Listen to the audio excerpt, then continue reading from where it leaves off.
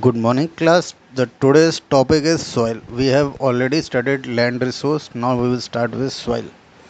As we have read in the previous chapter, soil is an abiotic natural resource. In last chapter, when we were studying resources on the distribution of resources on the basis of nature, that is biotic, abiotic.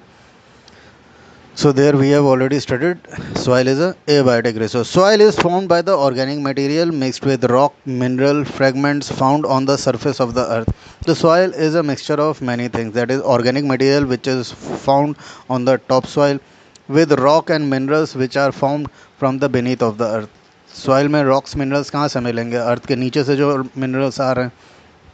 और organic material कहाँ से मिलेंगे? Surface के ऊपर से जो उसको मिल रहे हैं, जैसे एनिमल्स के डिकम्पोज होने से, waste of plants, waste of other decomposable materials.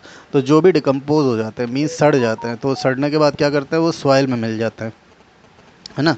तो सॉइल में मिलने के बाद वो सॉइल को और ज़्यादा फर्टाइल बनाते हैं. इसी से ही ह्यूमस बनता है. It forms the upper most layer of the earth crust. इससे अर्थ क्रस्ट की अपर मोस्ट लेयर बनती है, जैसे that is top soil. Dead and decaying plant and animal remains are decomposed by microbes and bacteria living on the soil to form humus. जो भी dead and decaying plants and animals, मैंने बताया ना, जानवर मर जाते हैं पेड़ पौधों से, जो भी पत्तियां टूटती हैं, तो वो जब ज़मीन के ऊपर गिरती हैं तो उसके ऊपर माइक्रोब्स और बैक्टीरिया जो है उसको डिकम्पोज करने लगते हैं, खाने लगते हैं, जिससे वो सड़ने लगते हैं. और फिर उसकी वजह से वो सॉइल के अंदर ह्यूमस बनाते हैं, जो ह्यूमस सॉइल को फर्टाइल बनाता है. इसीलिए आपने देखा होगा कि जो भी चीज़ें गांव के अंदर आपने देखा होगा बायोगैस प्लांट में जितने भी डिकम्पोजेबल सब्सटेंस है उसके अंदर डाल दिया जाता है बायोगैस प्लांट में, और उनको सड़ाया जाता है. उसकी गैस को फ्लेमेबल होती है तो दूसरे पर्पज़ के लिए यूज़ किया जाता है, खाना बनाने के लिए, इलेक्ट्रिसिटी के लिए.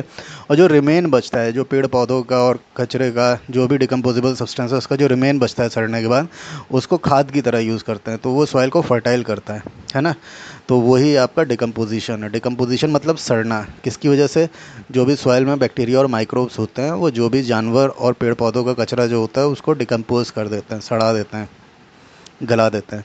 The fertility of the soil depends upon the humus content. Soil कितना फर्टाइल होगा वो ह्यूमस पे भी डिपेंड करता है ना. जितना ज़्यादा उसमें ह्यूमस होगा सॉइल उतना ही फर्टाइल होगा. जैसे खाद जितनी ज़्यादा देंगे उतना ही ज़्यादा सॉइल को फर्टिलिटी मिलेगी. Now let us start the different layers of soil horizons. The first horizon is the O horizon. You can see the diagram and you will understand easily. It is the surface layer of the soil in which the plant roots and small organisms live. जितने भी plant के roots हैं वो इसी horizon में मिलती हैं, और स्मॉल ऑर्गेनिजम्स भी इसी होराइजन में मिलते हैं, जिसमें आपको ये घास दिख रही है ना. तो ओ होराइजन सबसे टॉप मोस्ट लेयर है. बट सॉइल में टॉप लेयर ए होराइजन मानी जाती है. The top soil is the upper most layer of the soil made up of tiny rock particles. तो देखिए ओ होराइजन जो है वो ज़्यादातर जिसमें प्लांट्स मिल रहे हैं ना, घास, वो ओ होराइजन है. जो सॉइल की टॉप लेयर है वो टॉप सॉइल है, जो वो ए होराइजन है ना. तो the upper most layer of the soil made up of tiny rock particle. इसमें टाइनी रॉक पार्टिकल्स भी होते हैं, क्ले भी होता है. सिल्ट मैंने बताया था नदियों से जो आता है, पहाड़ों से जो नदियाँ आती है, कल हम लोग पढ़ रहे थे ना, माउंटेन से जो रिवर्स आती हैं वो अपने साथ सिल्ट सैंड डिपॉजिट्स लेके आती हैं और सॉइल के टॉप मोस्ट लेयर में आके सेटल होती हैं. तो ये सारी चीज़ें सॉइल को कहाँ से मिलती हैं?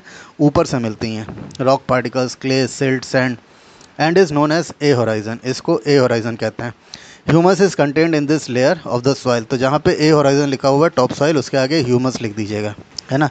तो ए होराइजन के आगे ह्यूमस लिख दीजिएगा. तो ह्यूमस इसी लेयर में मिलता है, क्योंकि डिकम्पोज होने के बाद वो किस में मिल जाएगा? इस होराइजन में मिल जाएगा. पढ़ा था ना अभी ऊपर, decaying of dead animals and plants by microbes and bacteria. फिर आपका जो ओ होराइजन में जो प्लांट्स के रूट्स थे, वो रूट्स जो हैं वो आपके टॉप सॉइल तक, उसके नीचे तक पहुंचती हैं. The roots of the plant go down to this layer from O horizon to top soil, ये A horizon. Now comes the E horizon, which lies between the top soil and the subsoil, that is A horizon and B horizon. तो lying below the top soil के नीचे क्या है? The leaching layer, that is called the E horizon. It is the thinnest layer of the soil. सारे soil layers में ये सबसे thin मानी जाती है. It is mainly made up of silt and sand when they drip down through the soil after losing most of the minerals, है ना. तो होता क्या है कि सॉइल के ऊपर जो भी मिनरल्स होता है, जो भी जब रेन होती है तो रेन अपने साथ सारा मिनरल्स लेके आती है और यहाँ तक उसको आके ड्रिप कर देती है। इसी को ही लीचिंग कहते हैं, जहाँ पे आपका लिक्विड मटेरियल जो है, जो भी सॉइल के अंदर आपका मिनरल कंटेंट है या सिल्ट है जो नदियों से आ रहा है, उसको ड्रिप कर देता है सॉइल के अंदर और यहाँ तक लेके आता है। इसीलिए इसको ड्रिप लेयर या लीचिंग लेयर भी कहा जाता है। Soil after losing most of the minerals, ज़्यादातर मिनरल्स इसका जो होता है वो टॉप सॉइल में लूज़ कर जाता है, इसीलिए टॉप सॉइल फर्टाइल रखता है ऊपर, है ना, जो भी मिनरल्स पेड़ पौधों को चाहिए होता है। बट वो कहाँ तक आ जाता है? ई होराइजन तक आ जाता है। Below the top soil lies the sub soil, ये आपकी बी होराइजन है। टॉप सॉइल के बाद दूसरी जो बड़ी लेयर है वो आपकी बी होराइजन है, विच कंसिस्ट ऑफ, इसमें eroded rock particles, clay, silt, सब न्यूट्रिएंट्स, जिसमें हमने देखा है कि सॉइल प्लस रॉक दोनों मिले होते हैं ना, सॉइल भी होती है, रॉक भी होती है, और इसमें कई सारे आपके न्यूट्रिएंट्स भी होते हैं। रॉक इरोजन, रॉक इसको कहाँ से मिलता है? ज़मीन के नीचे से पेरेंट रॉक जो है, रॉक बेड, वहाँ से इरोड होकर इरोडेड रॉक पार्टिकल्स बनते हैं। और क्ले, सिल्ट, सम न्यूट्रिएंट्स, ये सारी चीज़ें इसमें होती हैं आपकी किसमें? सब सॉइल में। It is a layer where rain water is collected. इसके नीचे आपका हार्ड रॉक है जिसके नीचे पानी जा नहीं सकता, तो पानी यहाँ तक आके स्टोर हो जाता है। तो जो भी आप अंडरग्राउंड वाटर यूज़ करते हैं वो आपको आपके सब सॉइल से ही मिलता है, बी होराइजन से मिलता है। Then comes the layer lying between sub soil and parent rock. तो सबसे नीचे आपको पेरेंट रॉक, बेड रॉक दिख रहा है, और आपको सब सॉइल दिख रहा है। Then comes the layer lying between the sub soil and the parent bed rock is called substratum और C horizon. This layer is made up of eroded rock particle. Eroded मतलब जो मेन रॉक से इरोड हो जाते हैं, टूट जाते हैं।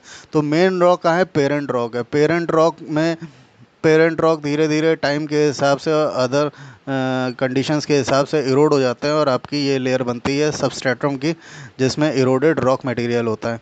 तो जितने भी आपके मिनरल्स है, क्ले है, सिल्ट है, वो आपकी सब सॉइल तक आके डिपॉजिट हो जाती है, वहीं पे रेन वाटर कलेक्ट होता है।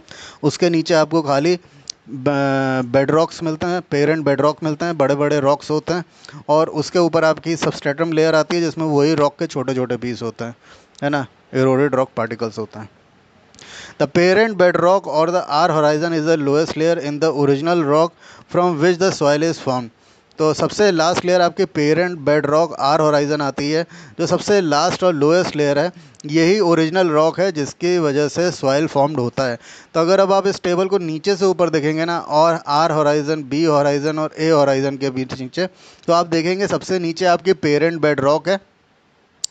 पेरेंट बेड रॉक में जब इरोजन होता है तो ये आपका सबस्ट्रेटम बनता है, मतलब टूटता है तो ये छोटे छोटे रॉक्स में कन्वर्ट हो जाता है। उसके ऊपर आता है तो ये minerals, clay, silt deposit, water सब होता है। यहाँ पे इन रॉक्स के और छोटे छोटे पीस हो जाते हैं, ये और क्रिस्टलाइन फॉर्म में आ जाता है। और ऊपर आता है तो इसमें मिनरल्स मिलते हैं और क्रिस्टलाइन फॉर्म में आ जाता है, पाउडर फॉर्म में, और ये सॉइल बन जाता है। तो ये जो सॉइल का फॉर्मेशन है ये कहीं ना कहीं बेड रॉक से ही होता है, पेरेंट बेड रॉक से ही होता है। जो नीचे स्टोन्स हैं, जो बड़े बड़े पेरेंट्स बेड रॉक्स हैं, है ना, चट्टानें, उन्हीं से ही सॉइल बनती है धीरे धीरे धीरे। और ये एक बहुत लंबा प्रोसेस है, इसीलिए कहते हैं कि soil is a renewable process, but it takes time. इसमें बहुत समय लगता है, और ये लाखों सालों में भी हो सकता है, हज़ारों सालों में भी हो सकता है। इसीलिए हम इसको नॉन रिन्यूएबल रिसोर्स में डालते हैं, क्योंकि ये इतनी जल्दी फॉर्म नहीं होता है। चलिए, thank you class. Next will be the distribution of soil in India in the next topic.